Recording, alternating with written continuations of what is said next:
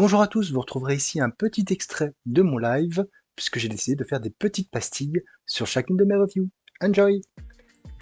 On va continuer sur Superman avec ce deuxième titre.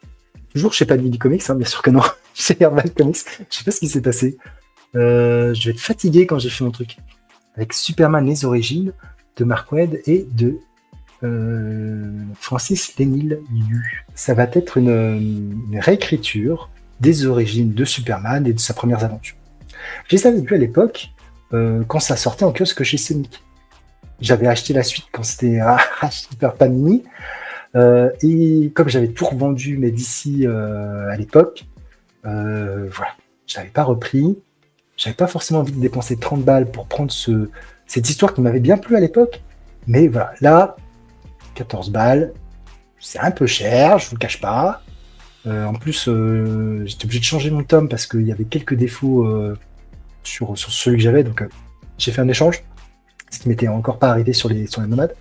Mais bon, je pense que j'ai joué de malchance sur ce coup. Mais 14 balles, voilà, ça reste un récit excellent.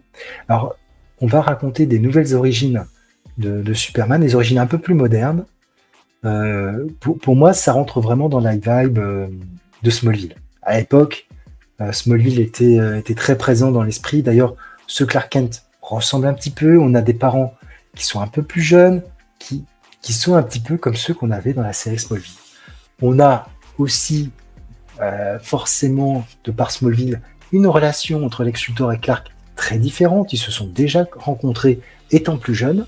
Voilà. D'ailleurs, il y a quelques couacs, je trouve, au niveau des dessins, la temporalité, c'est pas très très clair à ce niveau-là. Bon, et on va passer sur les détails. C'est peut-être du chipotage ou pas, mais je sais que moi, ça m'avait un petit peu troublé. Mais bon, c'est-à-dire qu'à un moment donné, on voit Lex et Clark interagir. Ils ont l'air d'avoir 10 ans, mais en fait, ils se sont rencontrés quand ils avaient 15 ans. Donc, entre les deux planches, on voit bien une séparation, et c'est l'histoire, bon, je sais pas si c'était fini.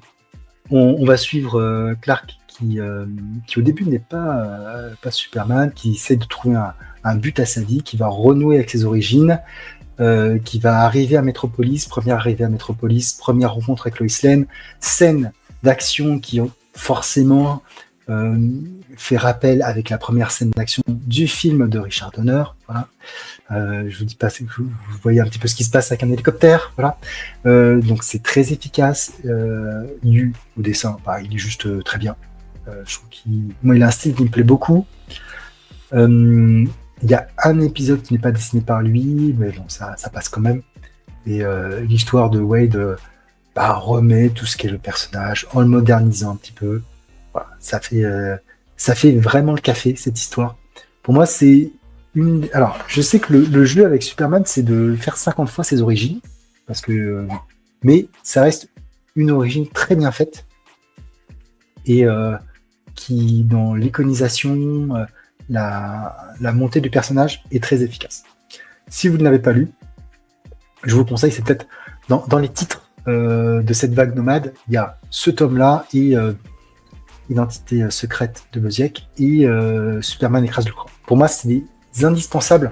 Si vous ne les avez pas, c'est ceux à lire. Moi, à lire, ils sont top, voire à acquérir si vous avez un peu de sous. Voilà, parce que mine de rien, ça fait quoi, 8,90, 8,90, 10,90 et 13,90. Voilà, on est sur 30 balles. Ça reste 3 excellents.